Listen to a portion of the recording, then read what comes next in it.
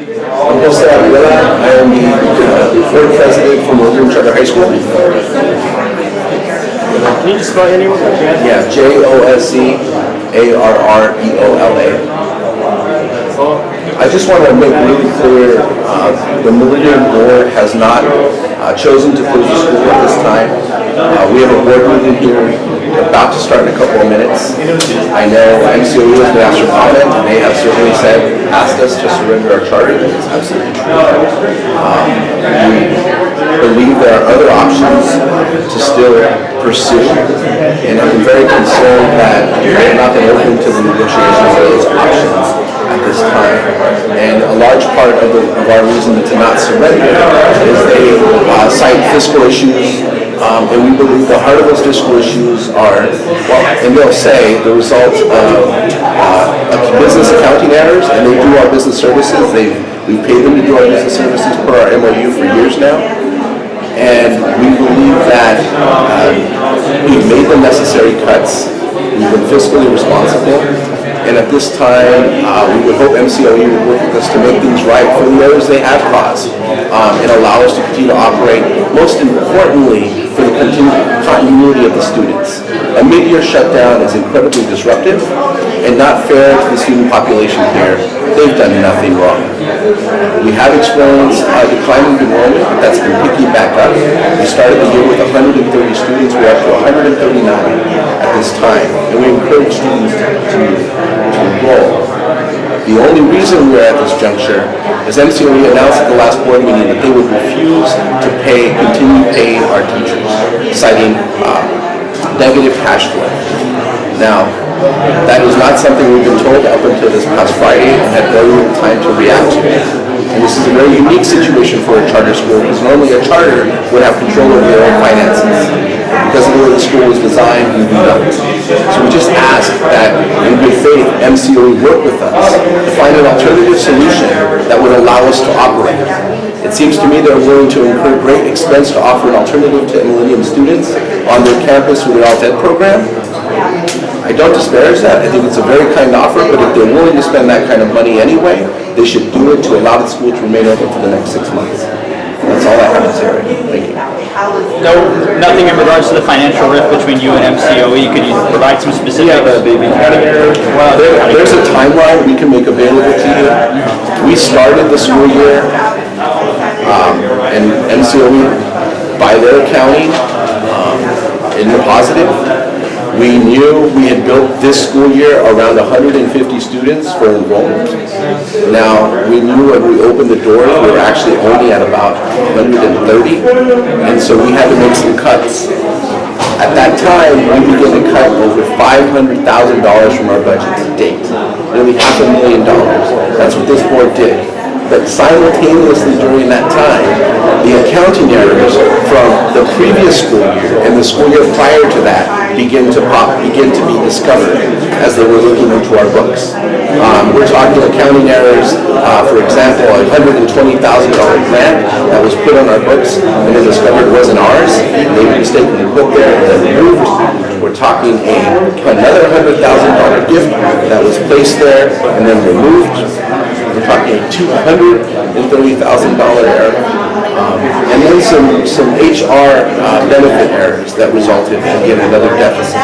But all these began to be discovered over the course of this semester, coupled with the declining enrollment made the situation worse. But if you look at this year alone, we're actually solvent. We made the cuts necessary to operate with the school of 130.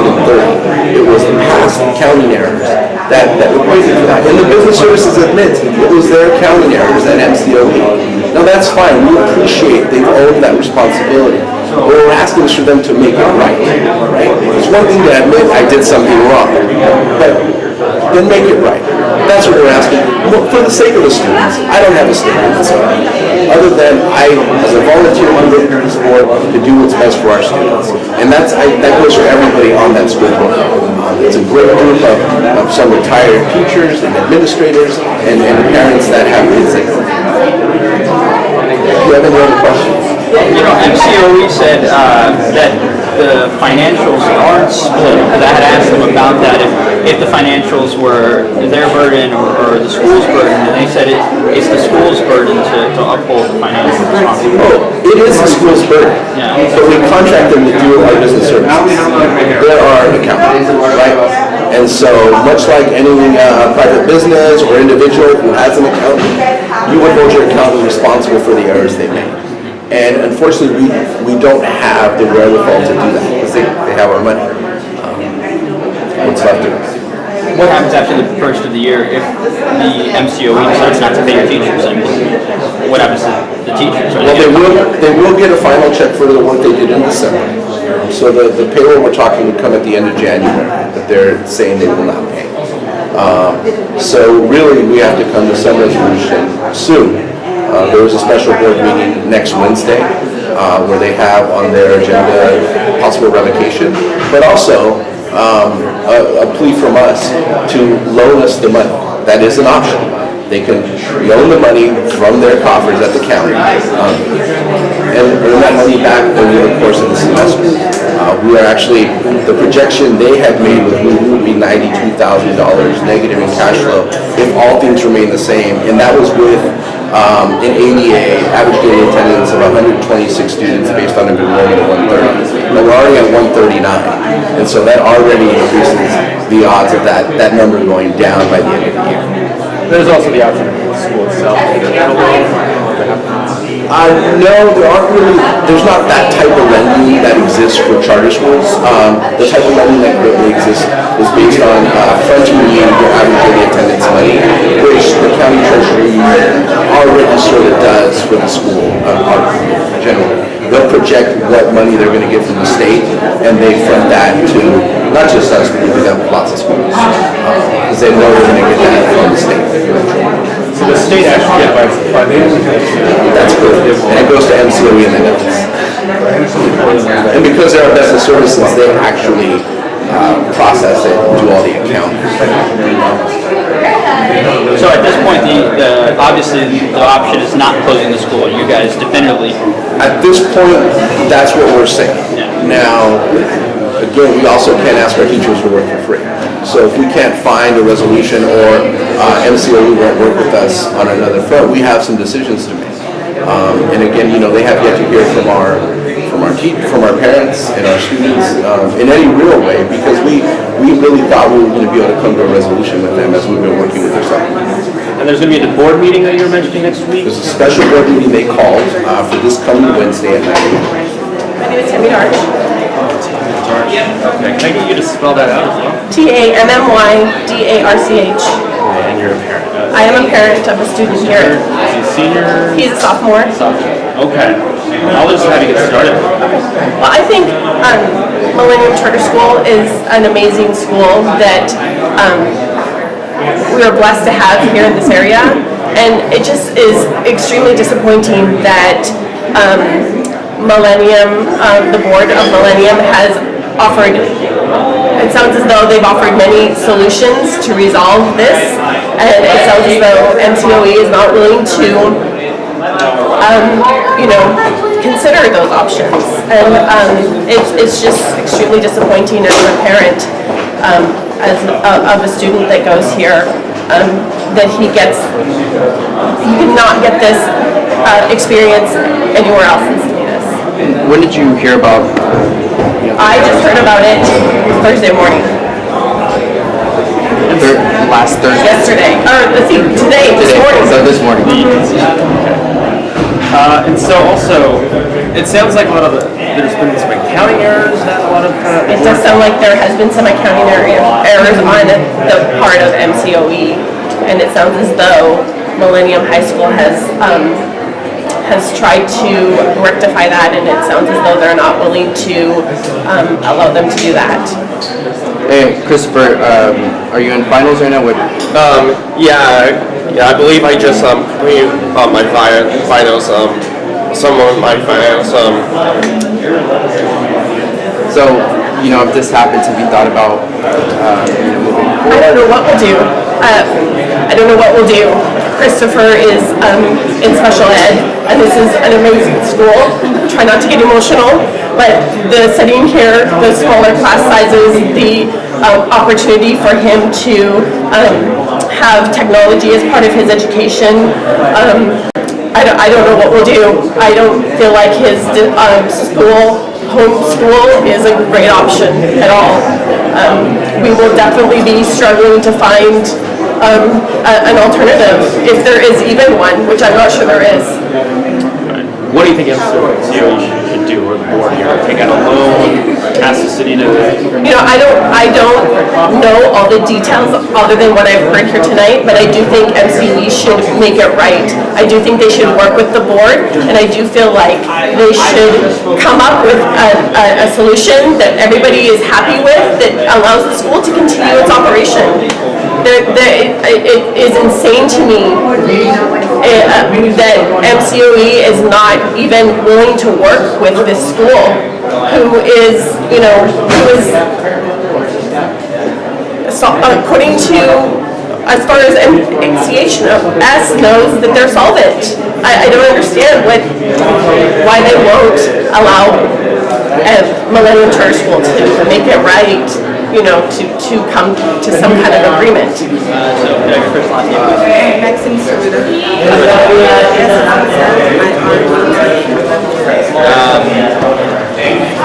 So you're a parent here? I have a daughter that attends Millennium Charter School. So tell me about, some of the obvious controversy and news that's breaking. Well, we're finding out that our school is being forced to close. They're saying we don't have a choice, that our school is going to be closed due to error from MCOE and their accounting. They have admitted that it is their error, but they are not taking responsibility and making it right.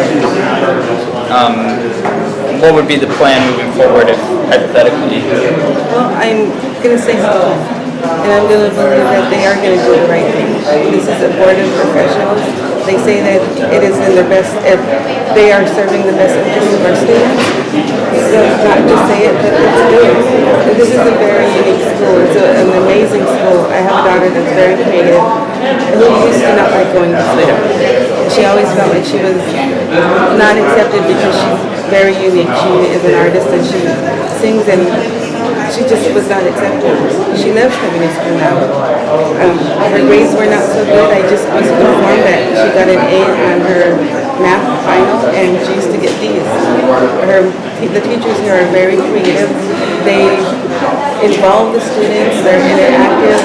They're just motivating, and that's what she needs. And I've seen a huge difference in her. I love this place, and to see it it's really devastating. Where would you send her to? Maybe Millennium Academy? Definitely not Millennium Academy. I am not going to support MCOE. Homeschooling is what we're going to have to do next. Anything else you'd like to add? You think To the community, please help us. If there's anybody out there that can help us keep our students in this school, it's a wonderful opportunity. If anybody has 8th grade students that are looking for a place where they can come and be accepted and have fun and enjoy learning, this is the place for them. It's not traditional. There's a zero bullying policy that is put in place here by the students. And if a student sees another student being bullied, they not just smile, but many of them, it's just not acceptable. They protect each other. They're family. They are united together. And you don't get that in traditional schools. But here you get that. And for some students, it could be a life or death situation. There are many students that come here that have been bullied, and to go to a regular high school could be very harmful to them, and MCOE is not looking at that.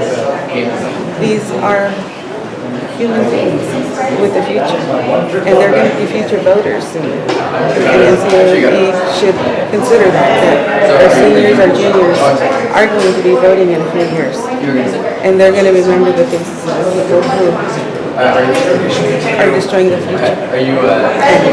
Probably not going to vote for them.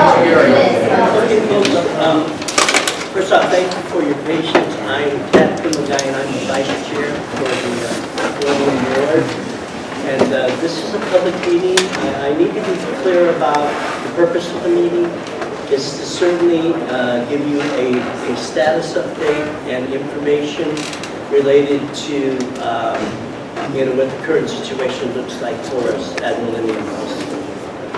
We do understand that it's a very, very sensitive subject, and we want to try and be able to respond to the questions to the best of our ability at this point. But it is an open meeting in that way, and so we would like to keep it on an orderly basis if possible. There is no set procedure like we do at a regular board meeting related to a request to speak, but we would ask that everyone be polite. And because there are so many parents in the audience, if you would, state your concern, issue, or recommendation, that we would respect that and we would try to respond to that. And but we ask you to please state it and keep it as brief as possible so that we allow every person to have an opportunity to speak that wants to. Okay? So we appreciate that. The way that we normally begin our meetings, and these are regular board meetings and special meetings for that matter, is we all stand up and we do the pledge of the flag to begin with. So if you all don't mind, if we would join in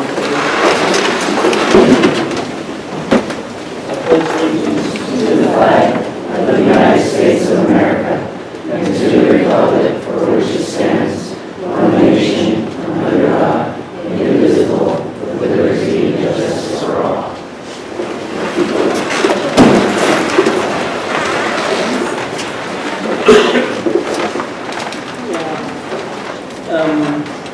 So again, I just got a call back in from our board president. We really feel that it's his appropriate position to speak to the overall issue. That's the way that we want to proceed, so you'll have as much background as necessary before you ask the questions that we encourage you to ask, okay?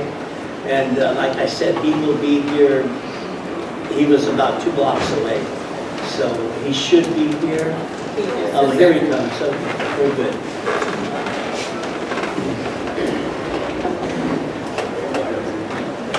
I also want to say that the people that are sitting in front of you are the board selected finance committee. We are the ones that were in direct communication with the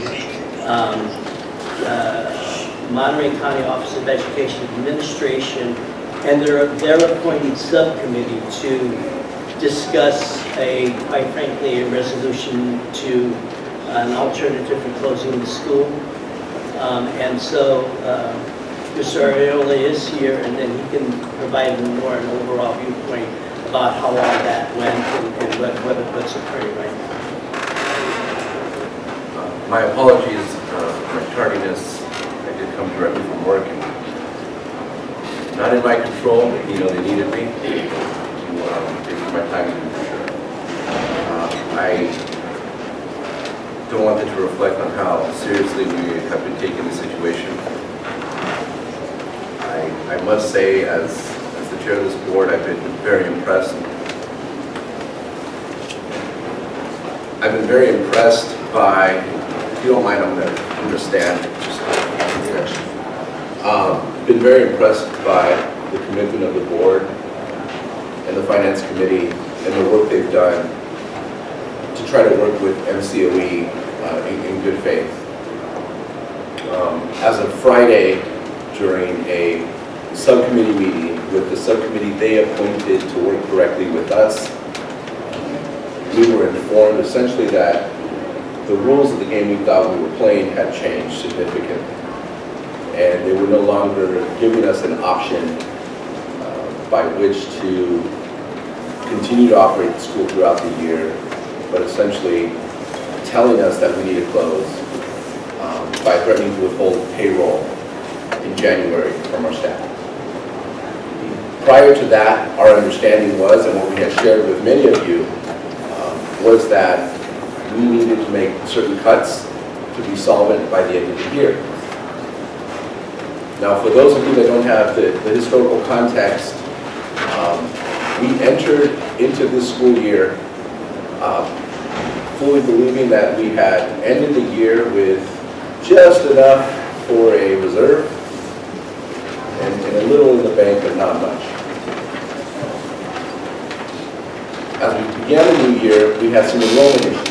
We had projected to start the school year with 150 students and built a budget around that. And historically, that's about where Millennium had been. The 150 students didn't materialize for a variety of reasons, certainly not for lack of trying. Staff, board, parents worked very hard to recruit over the summer. And we started the year with about 130 kids. So we went to work making some cuts.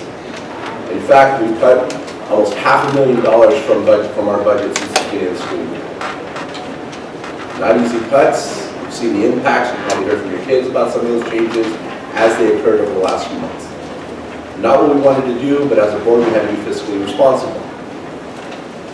During that time, simultaneously almost, MCOE began to discover errors in accounting from not just the last school year, but the prior school year to that. These are errors that, if you were at the board meeting, they made, such as crediting our account with $120,000 from a grant that was never meant to be ours, but they put into our books, which led us to believe we had such and such money and allowed us the positive ending balance that we had. So they removed that money and put it where it was supposed to go. All without our knowledge or consent, of course, and they put it there without our knowledge or consent. Now see, part of the problem, since this board came into being together about 2 years ago now, we realized immediately that the memorandum of understanding that is written that really guides the school above and beyond the charter really creates a situation where we operate more like a dependent charter than an independent. MCOE controls our business services, which means they do our books, they do our HR, and there are oversight. So there's various conflicts of interest, if you will, in terms of how they would do our own books in our HR. Really to their benefit, not necessarily the benefit of an independent organization. Now that's not to say they haven't tried or done some positive things for the school. Going back even further, MCHS is a product of MCOE. It was their idea. In fact, the only reason it's not a dependent charter is because it was less expensive to do it this way. In fact, you qualify for more grants if you're an independent charter, especially during the startup phase, right? And even now with facilities grants and things of that nature. So the MOU is designed in such a way that allows them to sort of have their cake and eat it, right? They have real strong control of the school, and the board is handcuffed in so many ways in which we can't even fundraise without their approval. They have to sign off on any grants or loans that we would attempt to go after. We've been working with the subcommittee since about October to try to work on a resolution. And we believe there are many. But they proposed very early on the idea of an academy. And it seems like they haven't let go of that idea since we started working together. And we're really pushing us to that end result. And they want us to voluntarily surrender, and they asked us to do that in November. We said no. Our attorneys, CCSA, the California Charter Schools Association, all looked at our situation and said, no, this isn't a reason why you would close a charter school. We've dealt with this up and down the state. Most districts will work with the school. The main issue for us, though, is they control our finances. And that's very unique for an independent charter. Most independent charters have full control. Their authorizer couldn't say, we're just going to stop paying your people. That wouldn't happen. In fact, Oasis, a charter school in the area as well, actually had revocation started. And they're doing just fine because they were able, independently, to work through solutions and bargain with good faith with their district. Every time we thought we found a solution, the game changes before us. I liken it to Charlie Brown and Lucy in the football. We were told at various times, your shortfall is $100,000. We go back and cut our budget again. We come back, oh no, it's $200,000. It wasn't until recently, in late October, we received a letter saying our deficit was $500,000 after we made all those cuts. And we immediately said, whoa, whoa, whoa. That's when we got scared. And we not only scared, but we said something's very, very wrong. And we challenged them on it. Within 2 days, that number had been revised down to $92,000. None of it made sense to us. At that point, they had asked us to surrender still. We said, no, we want full control of our books. We want to be let out of that provision of the MOU. And we'd like to do our own business services. In that meeting, they actually agreed to let us out, but did not let up on any other part, and proceeded to try to force a surrender to the school. Now, we have, as a board, really wrestled with when to come to parents, when to make sure, when to really raise the alarm. But you got to understand, we really, as of up until last Friday, really thought we had the solution because we were negotiating in good faith, so we thought. Until essentially they told us, it doesn't matter if you be fiscally solvent at the end of the year, we need you fiscally solvent on a month-to-month cash flow basis. And we're telling you right now your negative cash flow is about $300,000. And by the end of the month, it'll be $252,000. What can we say to that? We asked, what else can we do? Can we make cuts to show you we get fiscally solvent by the end of the year? They said, no, we need that money now, or we're not paying your payroll next month. It's not fiscally responsible. At the board meeting on Wednesday, I made a case for why that's not the right thing to do. Over and over again, their school leadership and their board have said their best interest is to do what's best for the kids. I stated unequivocally, a mid-year shutdown is not what's best for the kids. A mid-year shutdown is disruptive and difficult and challenging. We would work with them in good faith to, if they'd at least let us finish out the year, to then begin closure if that was part of the negotiation. But they've never been willing to even have that conversation. We provided multiple ideas that get shut down immediately, both in our subcommittee meetings and at the board level.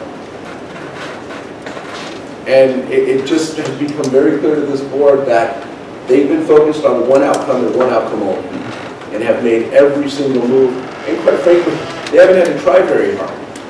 We're dealing with a very big organization over there that has a ton of staff, right?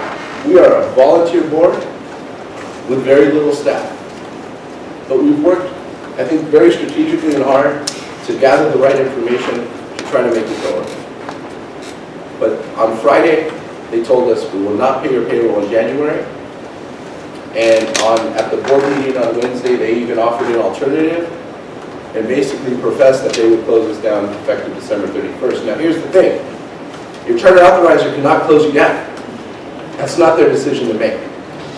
Only this board can say we're closing the school, right? And quite frankly, if it's the will of the parents and students for us to close, we are your servants.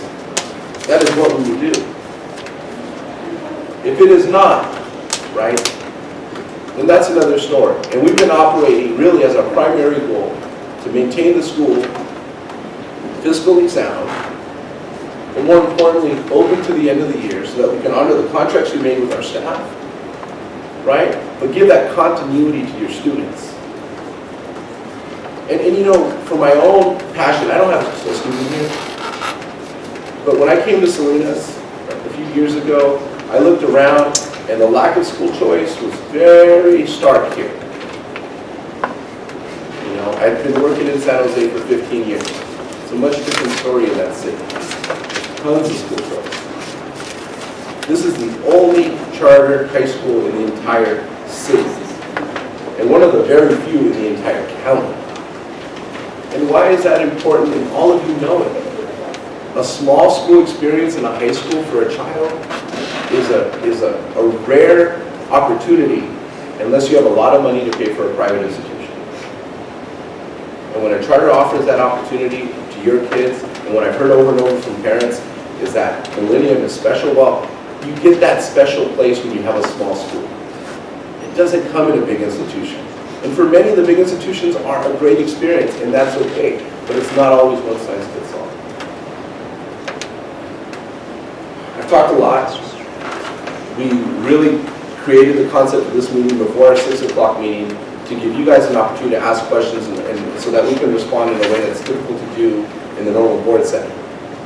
So I'll stop here and we can take some questions. Oh, please clarify. I kind of want to make one point that I think is important for the audience to understand. If it were an issue of this year, and the county board said this, we are solvent. The issue is because of the accounting errors that have been made in the past, that a lot of that money has been brought forward. And so again, we are solvent this year. So it's a matter of accounting for past accounting errors.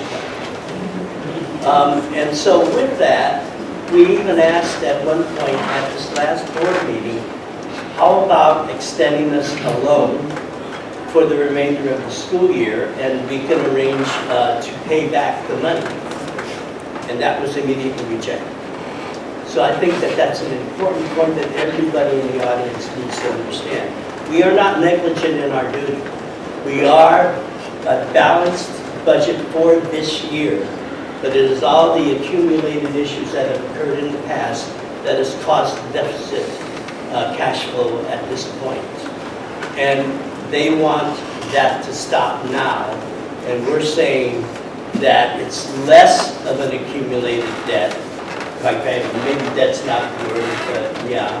But it is less of what we need to make a payment on at the end of the year versus what it is now. They're saying that now, if we close the school, that the sum that they would have to then look at is $250,000. If we then carried that forward to the end of the school year, then they're saying it's $92,000.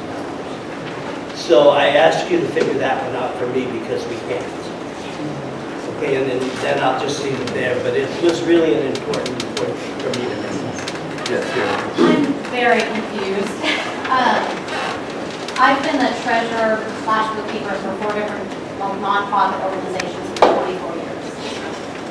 Are you saying, I see there's a treasurer, do you guys not have access to the books? And if not, why not? So you can see in our board records on a monthly basis, since Len and I started on the board around the same time, we get, what's the type of report they normally provide us with? It's the general ledger? No, we don't get a general ledger. No. So. We get 3 times a year, we get what's called the P2, the periodic report. And that includes it's the financial statements for a nonprofit. But it's mostly in summary form, very little detail. We ask to see detail every month. What we are able to get every month is the check warrants. We aren't able to get even the payroll warrants every month. And we've asked to have access to that for our management here, for the MCHS management here. There have been varying reasons why, one day, Jennifer, the computers aren't talking. One day, there's something else happening. And it's just been this school year that IT finally came out and took a look at what was going on with the systems to see what's happening. We've also asked to make sure that Jennifer, that our management team has full access to our books. And again, it's taken until this school year, and we still don't have full access. There are some modules I'll ask Jennifer for a report, and she'll try and pull it up, and she showed me. She said, look, it says I don't have access to this. So then we send an email, we make a phone call, whatever we need to do. It doesn't happen. Admittedly made mistakes. They have to show you the books. They have to show you where they've been corrected. I mean, I don't see how that's even legal. I'm just saying. No, it raises all the issues we've been trying to raise.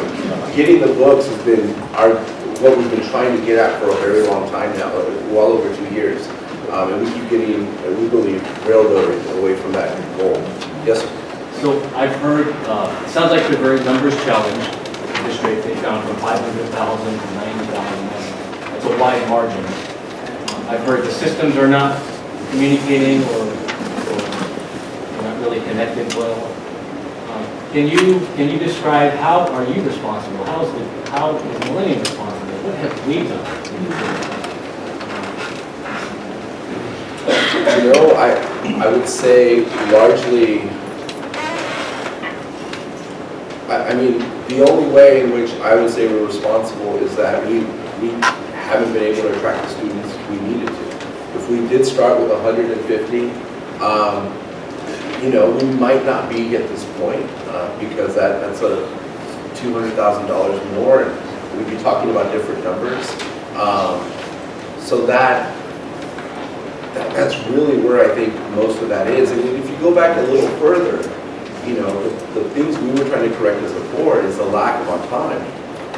That's a big issue because it doesn't allow us to have the control we need to have to be able to do anything. If we had more control, we could probably take more responsibility. You know, which raises a real issue because the move to just say we're not going to pay your payroll, right? Which is a move very few charter authorizers will have over their charters, is an interesting move because the ultimate hammer a charter authorizer will really have is to say we're going to begin revocation proceedings. Now, the board did move, and they're going to have a special meeting on Wednesday, which we invite you all to come to at 9 a.m. That move wasn't said until just this last meeting. They're going to hold a special meeting to vote on whether or not to revoke. But it's kind of a moot point at that point, right? Because if we can't stay open, if we can't pay our teachers to work in January, right? They kind of know they have their foot on our throats. The revocation is just, at this point, it's more symbolic than anything. Because we're, you know why we're filing revocation? The only point they have on us for revocation is fiscal mismanagement. But they've been doing our business services. We've been paying them to do our business services since we started the school. So really that would fall squarely back on their shoulders. So even in the revocation process, we're actually not at fault. It really would go back to our authorizer because they took so much responsibility over business services, human resources. Now there is a lot of language in the MOU. We still have responsibility, right? Like ultimately, we have to close the school, not them. So we get all the risk, no reward. All the responsibility, no control. The way the MOU was written. And again, that was very apparent to the board when we saw that MOU. And that's why we've been working to change it for 2 years to no avail. Meetings got pushed out, couldn't do this. It's been an incredibly challenging process. There's a question there. Can I answer that too? So I do want to say too that part of what we're doing to, in terms of our responsibility, is that we are consulting with our accountants. We are consulting with our lawyers. We are consulting with CCSA, the California Charter School Association. So we are, as a board and management, we are accessing our resources to, you know, to consult with the experts, to find out what our options are. And I want to make sure that you understand that too. I think also, you know, we've upgraded the position of the person who is in charge of our school budgets. We're taking care of that. And, you know, the other thing that I was thinking of, when we began to see the discrepancies, when we began to know that as a board, we created this committee to start taking a deeper look. And, you know, as Londa had said, we have started talking to our auditors, to our legal services, and to the association. So we have done a lot in response. How long ago was that? I mean, when did you guys start looking into it? When did you guys, I mean, because obviously this problem has been, you're saying, like, this goes back. So when did you guys start looking at this? Though the problems go back, they didn't find those discrepancies till we're talking September, one was found, then October, then late October. It was really around October we started to pull And when that 500,000 hit, we were like, whoa, whoa, whoa. That's when we called in everybody that we knew to start working on it. We have always in the past, and you know, Georgia and I are the least senior members of the board, but my understanding is we have always been projected with a positive balance at the end of the school year. And this is the first year where all of this has changed. And so to answer your question, I mean, we didn't have any reason to challenge if we knew that we were positive in the positive. And then for this school year, it all turned around. And if you look at the timeline, you will see that at the beginning of the school year, August, we were told we were solvent. We had no idea that we were in the red. We were told we were solvent. The district did, yes. Who are the teachers' contracts? Remember the contracts with Millennium or MCOE? With Millennium. Okay. Where? Yes. Go ahead, you can names.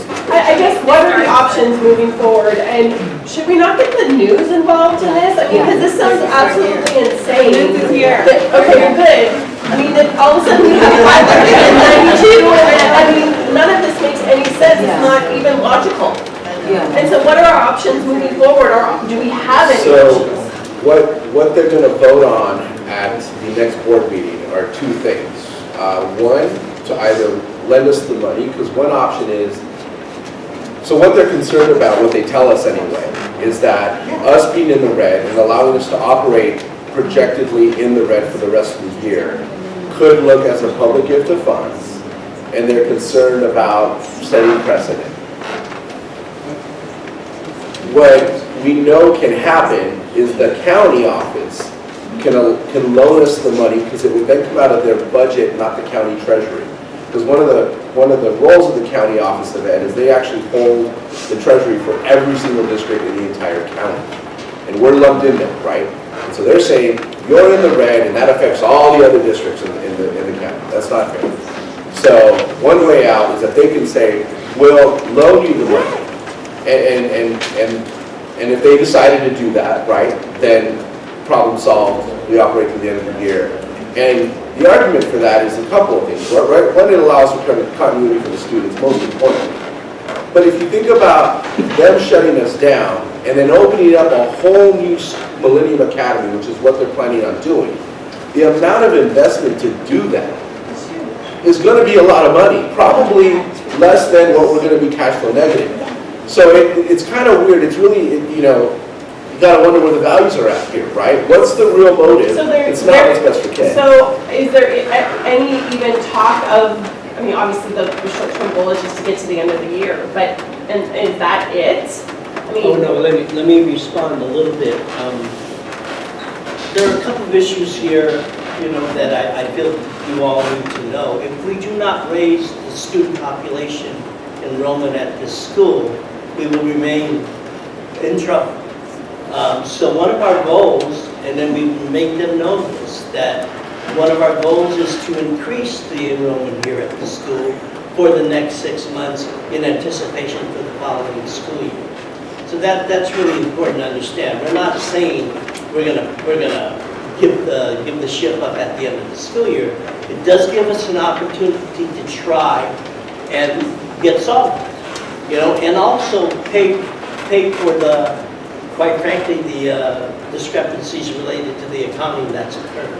Okay. The other thing, though, is that it gets us to look in terms of refining our structure and, quite frankly, seeing where we can save money. I mean, that's all fair. We're just not given the opportunity to do that if, in fact, they make the decision to close now. That's been explained to them. Let me give you something else that has just occurred, and I want to make this sure that you understand this. We're checking the accuracy of the statements. But we were told earlier today that even the California Department of Education, when it comes to school districts that are in financial difficulty, create a plan of a loan and then a repayment period. Okay, and within that, my understanding that can be extended up to 8 years, as a matter of fact. So my question is, and in fairness to the county board, they may not know this, and we are going to present this information to them at the December 19th meeting, that in fact, all we're asking for is 6 months. And so I don't know whether that's an unreasonable request. And quite frankly, we're a very responsible board. If we feel at that time that we can't do this thing, we're certainly going to let you know that. But it is the appropriate time for each parent sitting out there to make the right decision for their children. How is that now when it's mid-year? Someone explain that to me. And how is that convenient? How does that allow parents to make the right decision? Mr. Blanchie. Yeah, I wanted to make sure the board was aware of this, something that I found out yesterday at the MCOE meeting. That their alternative education director, who's going to be running Millennium Academy, is making offers to the teachers here to start them on January 1st. He made it very clear that he's hiring away the teachers that are here. So I didn't know if you guys were aware of that. In fairness to that response, we've been told, quote, that they will be hiring some of the teachers here. They've never told us exactly who they were or have identified the purpose related to them. So you need to understand that. When we met with the staff this morning, we told them that exact same information, that their intent in fairness is to retain some of the staff here, but others would have to be released. Right. Is there There's a follow-up to that? Yesterday at the meeting, they did share that this is also going, the academy is also going to be an alternative school. So that puts us open for at-risk students to also be part of our school, which most of our students are trying to get away from. And they also said that there may or there may not be an arts program for our students, which our students are creative. So we have to look at everything that they're saying. They're going to offer the core classes, but they're not going to cater to our students. Mr. Jones, you have your hand. Yeah. Did I hear you correctly when you said if we close now, they're going to be out like 250,000, if we're close to the end of the year, they're only going to be out 92,000? By their projections, yes. So they're purposely going to lose $160,000 by closing a service. Now, I want to be clear with that statement. That was a figure that was presented to us 2 meetings ago, and so you know how they change figures. In this last meeting, you said 10 students make up that $92,000. Is that correct? Yeah, roughly. We get about 10,000 per student. So if we had 10 more students, we would be even if we were here. Well, let's see, according to them though, that wouldn't even matter at this point because they need a solvent by the end of the month, is what they're saying. So, You've enrolled 3 new but- students just in the last 2 weeks. Well, why lose That's true. 250,000 when you think there's nothing? That's our question. And then invest in hiring 5, 6 new teachers. Where's that money coming from? I don't know. That's the logic. Yeah, we're Mr. Blanchie, you wanted to follow up with a comment. I'm sorry. Yeah, I'm sorry, it is just a comment. Is there anybody here who thinks that this grade of accounting and these errors is an accident and not an intentional effort to bankrupt the school? Who's responsible for the accounting errors? I have to say that I do not believe that there is ill will on the part of business services. I think that errors happen. Repeatedly and as often as this? And Yeah. I just want to finish. How long have they been planning Millennium? I think that we are at the bottom of the totem pole in terms of time and effort that's given to all of the various business services for the county. So that business service office is for all of the educational programs in the county. And we are a teeny tiny little part of that. And so our statements are consistently late. We're consistently having to find little things and notice little things. And that is not excusing it at all. But I'm saying I don't think it was done with ill intention. I think it was a series of terrible mistakes. I agree with you there. I don't think it was done with that. Mr. Forsgard had something he wanted to say to Ms. Wood. I was just curious, who is responsible for the past accounting errors? Shouldn't they have been caught earlier with some sort of a check and balance system? It seems that if the errors were made with other staff that were here before us, they should have been caught and adjusted. I will say that is part of the 3% that we pay for oversight responsibility. Which they were really charging us illegally, and they we have they repaid us, right? Doesn't that give some liability to the errors? Who does? For the business services, I'm going to state, I want to make a statement really quick. So when I took over as superintendent principal in February, one of the things that we started doing is scrutinizing every single transaction because of the fact that there were some things that were out of balance. After that, we have requested but not ever received complete and full records that we have requested. And so that's part of the whole entire problem is communication is going out and having equal response to that communication. Mrs. Wood and Mr. Doan. I just believe when there's been such a conflict of interest, now obviously we're trying to open another school, it's a conflict of interest, we should have to demand that they show us the full books and prove that you're in the red.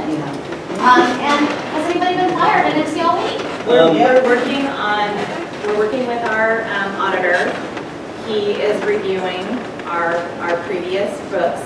And we are trying to get the full records. So you don't know really if you're in the red then? No. That's what's been stated. That's what's been stated by MCOE and by an independent.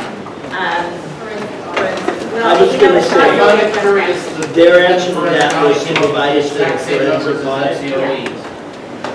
Again, I don't know how that's possible. their response to checking of accuracy is to provide us with a forensic audit. But that was based on their records. But how can they revoke and say we're not going to pay payroll until they prove that? So the revoke hasn't happened yet. Yeah, But aren't they that's clear. going to make that decision on Wednesday? We believe so. But what has happened is, and that's caused the situation, because up until, again, revoke didn't worry us because we knew where we stood. We knew what obligations we had to, right? And this would fall on them. And I think they knew the same thing, which is why that wasn't their first move to begin with. The payroll piece is critical because that forces this situation, right? They knew that. And they knew there wasn't a whole lot we could do because we don't have control cash. So we can't say we're going to continue to pay people. Can't we do like a cease and desist and they prove that we're in a hole? We're working with our lawyer to find out exactly what It we just can. seems ludicrous that they have all that control and can say all these different numbers and not prove it to you. Yes, Mr. Doan. Go next. There's a hand in the back. PTO president. Okay, Mr. Doan and Ms. Nunez, and then Mrs. De La Rosa. Okay, if they can't do our books right, we got less than 200 kids, what are they doing to the other schools? They can be just, You know, I think Lana had a really good point. I think they manage a lot of us. We're very low on the total. we're small too, easy. You would think. And the bigger issue though is how they're choosing to respond to the mistakes.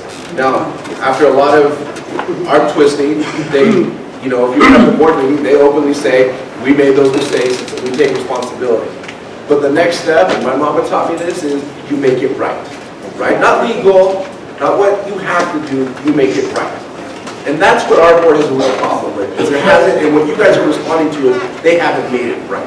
Right? They're gonna shut the school to shut us up. Mrs. Nunez and Mrs. De La Rosa. Yesterday, there was a handful of us in the meeting with the two men that are going to oversee the new school. And one of them did make the statement to us that he made a statement saying that He'd never seen over their committee, their MCU, such hands-in on our charter. He says usually they start, they help it, you get on your feet, and then they let it go. He says that he's never seen that. It's very unusual for the MCOE to be so hands-on in the charter. So he did admit that that was very unusual, and he didn't understand why. Oh, sorry, Ms. Nunez. That was me already. Okay, this is De La Rosa. So I have two questions. One was at the last MCOE board meeting, there was this whole question about this $100,000 that was put into our account that we didn't know about and taken away, and it was all this money that was from a donor, Danish. Did anybody ever get to the bottom of that? And then my second question is, they obviously have this Millennium Academy, which they dropped the name of it at the November meeting, and that was quite surprising to think that they already had this plan, and yet no mention has been made. Also, if they're planning on closing our school down and taking our students and putting them in this Millennium Academy, they have less than a month to do that. How do they plan on doing that? Why haven't they communicated with us in any way, shape, or form? I have a daughter who's a senior. She's applied to schools. She's going to need official transcripts. She needs to finish out her year. You know, this is huge for them, and they have not communicated with us at all, and we have less than a month. This just seems ridiculous. Well, they haven't, because we haven't surrendered our charter. And surrender is not even the right word. We haven't chosen to close the school. And until that's officially done, or they begin revocation proceedings, that's not something, I imagine that's why they haven't come out yet. But officially, right? I think they want to, and they'll tell you that we are holding them up from doing that. And that is true. We have not acquiesced yet. And the $100,000,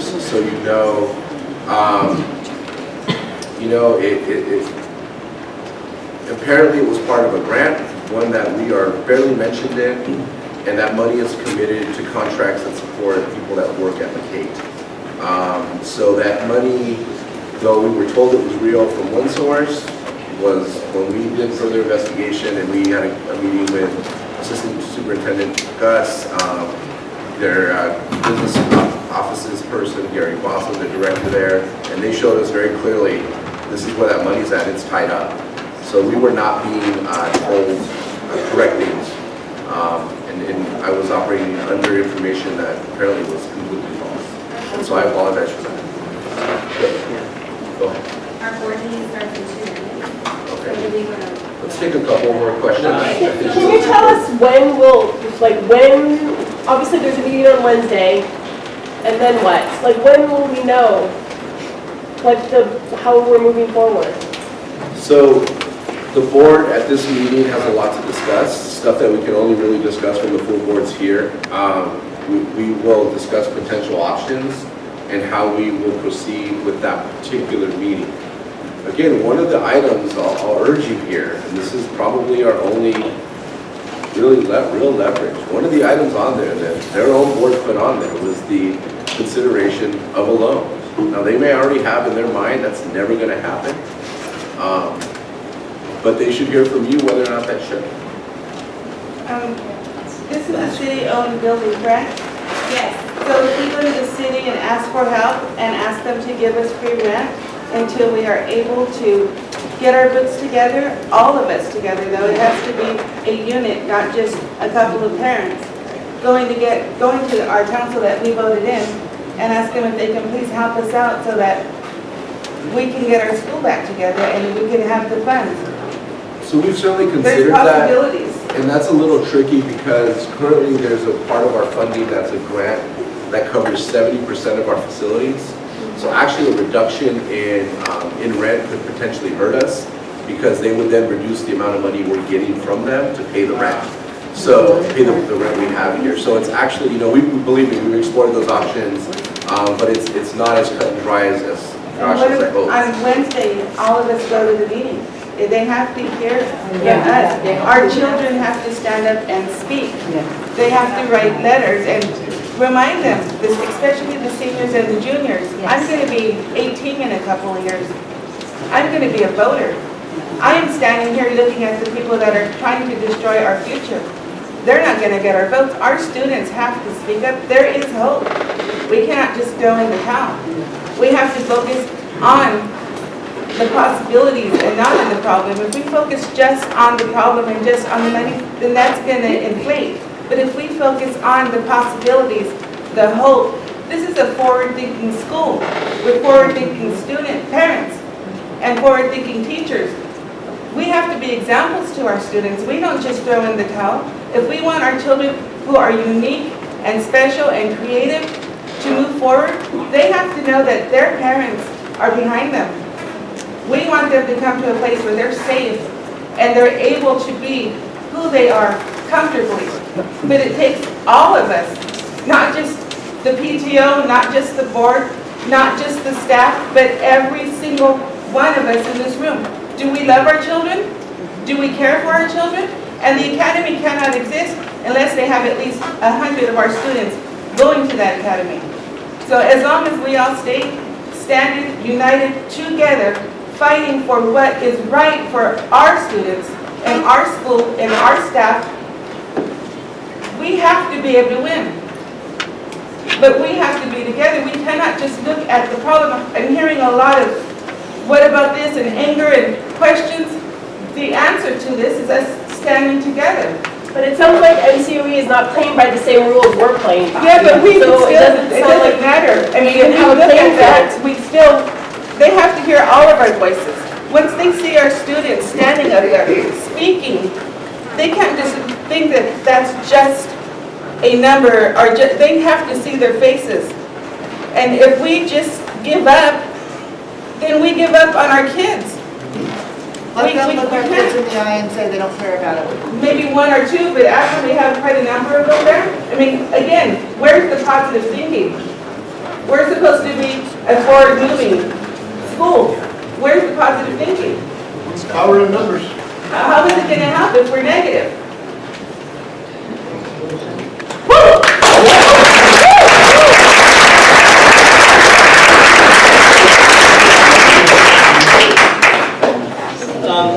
You know, I think it's important for me to say this because, you know, I want to make sure that everyone understands. Look, we're not here to cast aspersions on the business department of MCOE. But you have the facts that, as we know them on that piece of paper, and those speak for themselves. The MCOE financial director is right here in the back. Since he's here, why not let's hear him speak? Yeah. During the meeting. And I know the auditors were reviewing their records as well. And he's hiding behind this lady right here. Again, as Landa and I have said, it's really at the end of the day, right, mistakes were made. I think what we're all responding to is how it's being responded to. Right. And is it being made right? And the feeling of this board is, it's not. I think just simply admitting there was a mistake is one thing, but making it right, and that's how we felt throughout this entire process. And so we're asking for things to be made right, but quite frankly, they haven't heard us. And so if you want to be heard as parents, there is a meeting on Wednesday, the 19th at 9 a.m. at Monterey County offices. And it's a public meeting. You are more than welcome to attend. Because this is, if we're doing any of this, it's for all of your students and you. And I say if you can attend, write a letter. Do some, you know.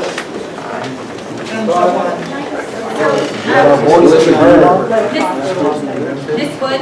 I just want to say one thing. I'm one of those parents that's been paying 14 grand a month a year, making sacrifices to do it. I've told my son, and I don't want to get emotional, but I've enrolled two of my kids to start in third quarter, and I don't know what I'm going to do to close. My son cried to me one day on the way to the bus, and please don't make me get on the bus. I've been thinking about killing myself. It's been too much pressure for him. So I immediately, my somebody told me about the school. I didn't even know about it. I worked right down the street. And they came to Shadow and fell in love. They said, this is great, this is exactly what I need. So am I gonna send my kid back to Monta Vista and pay the 14 grand just so he can feel that pressure? I've already told them, what am I gonna do? And for a lot of our students, it is a matter of life and death. Yeah. I want to respond quickly to a couple things that have come up. And I just want to say very quickly that my son graduated from Millennium 2 years ago. He was in the first graduating class. And so for my part, and I think for the rest of the board, we're in it as long as you want us in it. I just want to make sure that you guys really know that. Because this is an outstanding, unique place for young people to be. And we need something like this. So one quick thing that I've heard a few times is, like Jose has said, is what we're all responding to now is the way that the MCOE is responding. And so I wanted you to just hear quickly the amounts. I want to pull out from the timelines that you may have picked up. The amounts of the larger errors, the mistaken allocation of the CTE grant of about $120,000, the HR benefits that weren't posted a couple of years ago, about $46,000, and then the double entry of the facilities grant from 2017-2018 of about $117,000. Taken all together, that adds up to about $280,000, $285,000, $290,000. So when we're talking about making things right, I just want you all to hear those numbers in context with the negative cash flow amount that we have right now. If one of the long-term solutions is to recruit more kids, bad publicity is not a good way to do it. And this is bad publicity, man. It's going to be hard to get kids to come over here after they see this story. But it's not the fault of the school, it's the fault of MCOE. As long as we bring out the truth, it'll be more enticing to come. I mean, let's be Because we're standing, we're fighting for our children. They're going to see that. And other parents, you know what? We want that for our children. I agree. That's what we got to bring forward. That's what we got to go to the meeting and let our voice be heard. And you're right, that publicity is not going to build our school. And so that's one of the reasons why we have to be transparent about what's going on. And we rely in large part on word of mouth. So, please take the information that you've received from us, take it in, absorb it, and think about what decisions you're going to make, and think about, as you are going out and talking about what's going on here, think about how you're talking about that. If you decide that you want this school for your kids, think about what it is that you're saying and how you're saying it when you go out there, please. And, I hope that you... I think a couple more questions if there are questions. Mr. Vasquez? No, I don't know if anybody's aware of 2025 KSBW is due to report that Millennium is closing down. Everybody was here, but it's already been reported on the news. So whatever's been said now, be mindful of that. And we're attracting any student. If the school does manage to have a miracle, that's basically what it is at this point. KSBW reporting that the school's going to close down isn't going to behoove the school at all to attract new students. I mean, that's just a fact. It's already on there. Is there, right. That being said, without seeing any more hands, we need to start our board meeting. So if you would like to stay for our board meeting, we would ask that you would stay for our regular scheduled board meeting. But I do want to say we are very grateful for each and every one of you that showed up tonight, showed your presence, and thank you again for coming out.